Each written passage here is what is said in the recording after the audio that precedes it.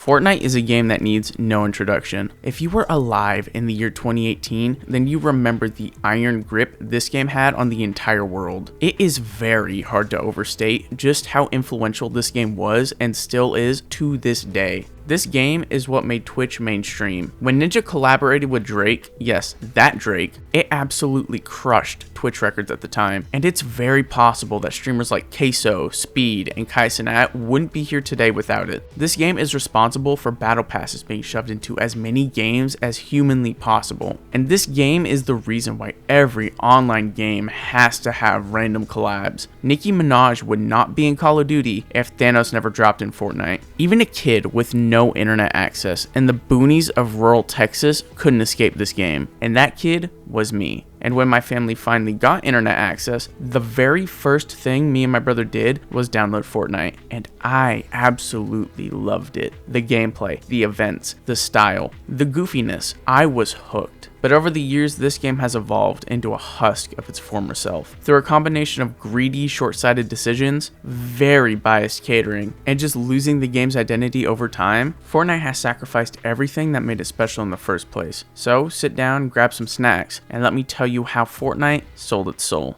Subscribe, please! Aw, fuck you. The fuck you say to me, you little shit? Fortnite's original art style is simply iconic. It's just so fun and cartoony in the best possible way. Everything from the environment to the lighting to the weapons worked to create this world that had so much personality and character in every inch. And the combo of the asymmetrical design of the world and how cartoony everything in it was set it apart from how bland games like PUBG and H1Z1 were. But over time, it's been replaced with this. It's just so bland. It feels like all the charm and personality was sucked out of this game by a Dementor. Look at this, they straight up ungoofyified my doors. And I have a hunch that what motivated this decision was just plain greed. You see, the art style change started with the release of Chapter 2. And with Chapter 2 also came a lot more real people being added to the game. In Chapter 1, this still happened, but they kind of had to translate the people they added into Fortnite's art style, or it might have looked a little, weird. But nowadays, they can pretty much put anything in the game and it won't look weird. And that right there is why it's like this. They wanted to make this game look as neutral as possible so they can sell as many collabs as possible, but it came at the expense of the visual identity of the game, which is a big reason why it even stood out in the first place. But the worst part is they didn't need to make the game look like this to make it happen. Going back to Chapter 2, I actually really love that art style. Sure, it's not as stylish as Chapter 1, but I think it put just enough something back into the art style to make up for it. And it made the game just realistic enough to have real people in the game not look weird while still having that Fortnite soul in there. But for some reason, they just kept going, and now the game just looks so soulless. Like, it's not a bad looking game by any means, but it's just so bland, especially when you compare it to how it used to look. It just makes me sad that a game that used to have such a strong identity is now just taking place in California. It feels good to be a winner. Feels good to be a gangster. You right?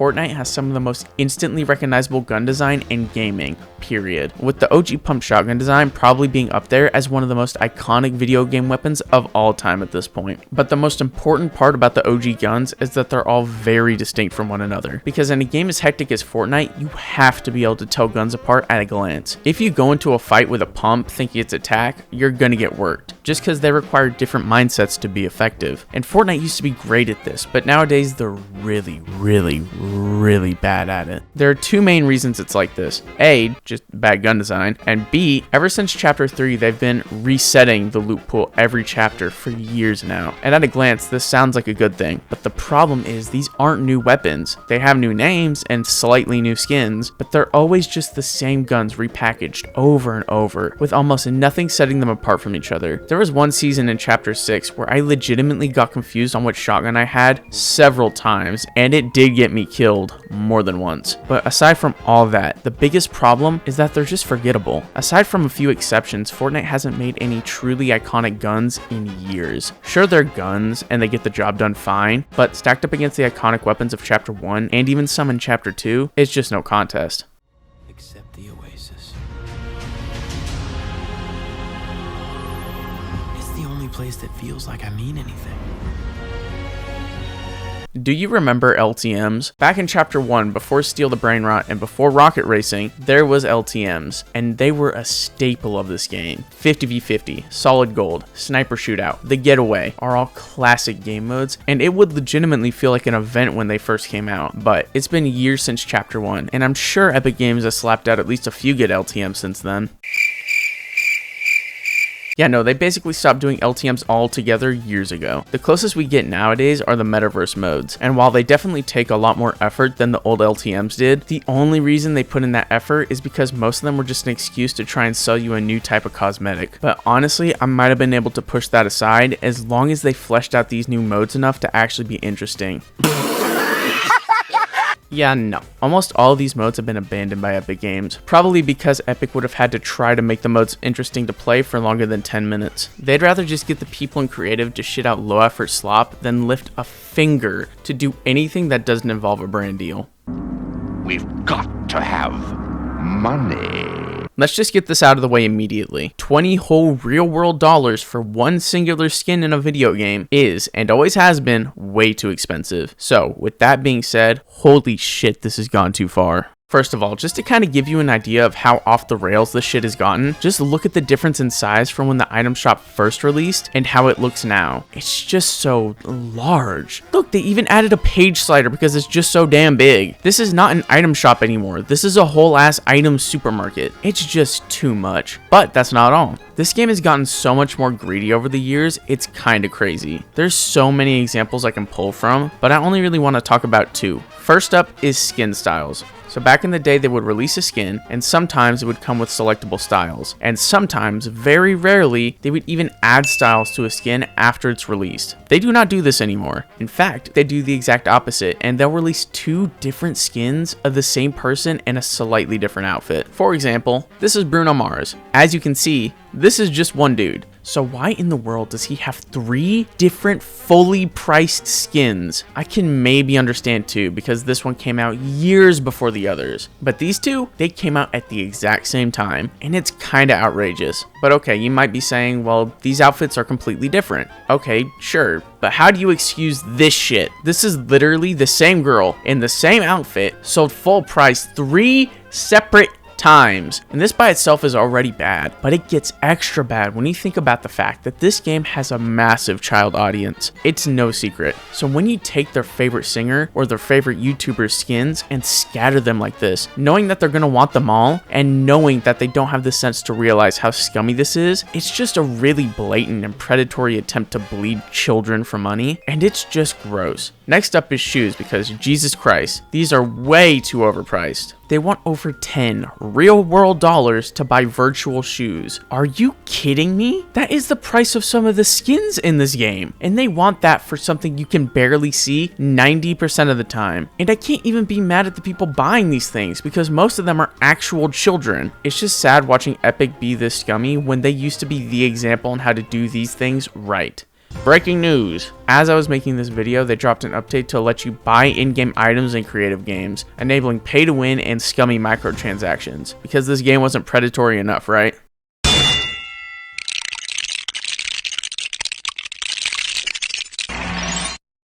I'm gonna be real with y'all, it's actually really hard to talk about the gameplay in this game, mostly because the second you start getting into specifics, it puts an expiration date on everything I'm saying. Because this game changes so often, if I talk about the game as it is right now, this video would be outdated before it even comes out. So I'm gonna try and talk more broadly about the issues that haunt this game, starting with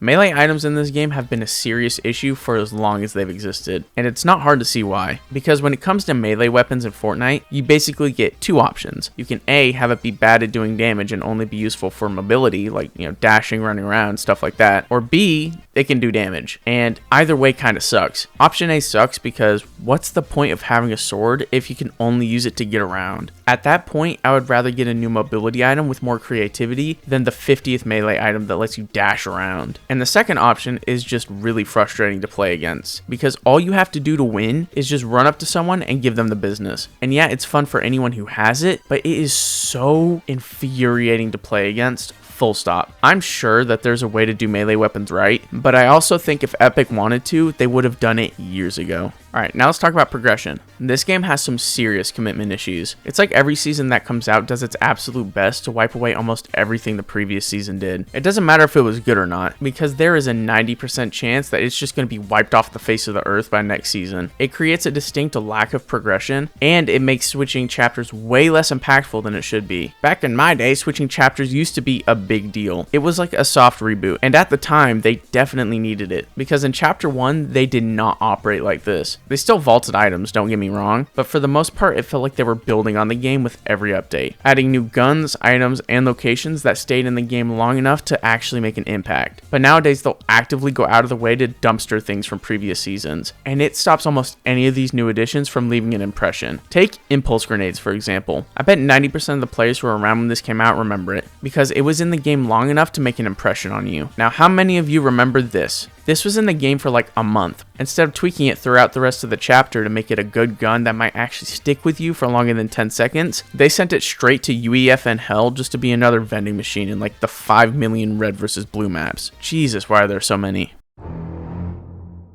Building is the best part of this game. Fortnite would have never gotten anywhere near as big as it did without it, but the way Epic Games decided to handle the massive skill gap that this incredibly in-depth system created is the biggest problem with this whole game. But before I get started, I gotta lay out 3 definitions for the casual gamer grandmas and employed people in the audience. And you better pay attention, because I'm gonna be using these words a lot. So, the skill floor is basically the minimum skill required to engage with the game's systems. For example, Spider-Man 2's web swinging has an incredibly low skill floor. Anyone can pick that game up and feel like Spider-Man. Next up is the skill ceiling, which is basically the maximum skill you can have in a game. Going back to Spider-Man, the web swinging in this game has a very low skill ceiling because you can easily learn to master every part of it. And this causes the difference between the person at the bottom of the skill floor and the top of the skill ceiling to not be very large. And that difference is called the skill gap. Did you get all that? Good. So the reason I told you all of that is because I really want y'all to understand just how this game got to the state that it's in and how it all comes back around to the building. And with all that said, what about the building itself? Well,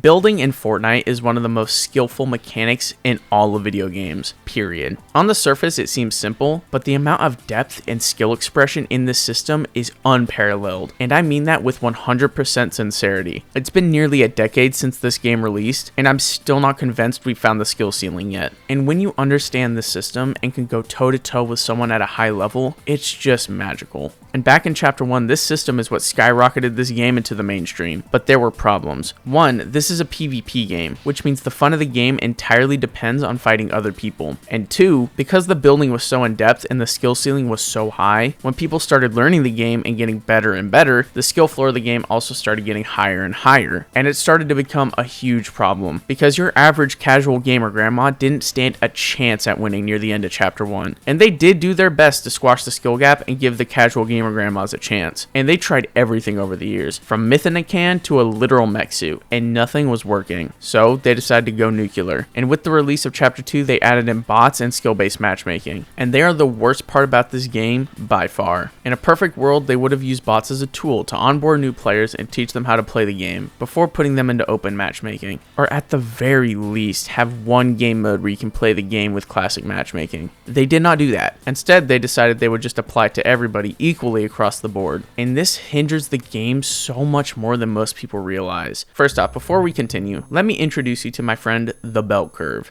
Now this bad boy is really good at showing averages, and in this case, it's going to be representing the average skill of Fortnite players. It goes from left to right, left being the worst and right being the best, with the majority of people being in the middle. And the problem with bots and skill-based matchmaking is that it caters and pampers to these people while completely fucking over basically everyone else. There is a lot to talk about with how this affected the game overall, and I could rant about it for hours, but I'm just going to break it down into 2 sections. Let's start with killing bots in Fortnite isn't fun. It's just not. It sucks running around looking for people for like 5 minutes only to find a post-lobotomy bot that exists for the express purpose of making you feel good for doing absolutely nothing. But it gets so much worse when you add in skill-based matchmaking. Now I understand that some level of skill-based matchmaking needed to happen, because like I said, the skill ceiling in this game is so ludicrously high that the skill gap between a new player and an experienced player is wider than the goddamn Grand Canyon. But I think its implementation is genuinely awful. It just turns every game mode into competitive for everyone on this side of the curve. And with the combination of bots and skill-based matchmaking, Fortnite becomes one of the most boring and frustrating gameplay loops I've experienced in a video game, where you're either fighting a genuinely brainless robot that only exists to waste your time, or some guy that's genuinely acting like there's cash on the line. While this did solve the issue of the skill floor rising, it made the skill gap issue about a million times worse, because while all the people here are getting pampered so much their V-Bucks should come with a box of diapers, all the people from here on are forced to try hard every single game if they even want a chance to win. And this causes the people at the bottom to improve very slowly, while the people at the top are forced to constantly improve just to be able to keep up. And this causes the skill gap to widen so much faster than it would have naturally. But honestly, the worst part about these systems is that it just makes everything feel so artificial. Wins don't feel good at all. It just feels like the algorithm decided that it was my turn to win, and it just feels so empty. But there are people who actually like this. And with that said, let's get into how this affects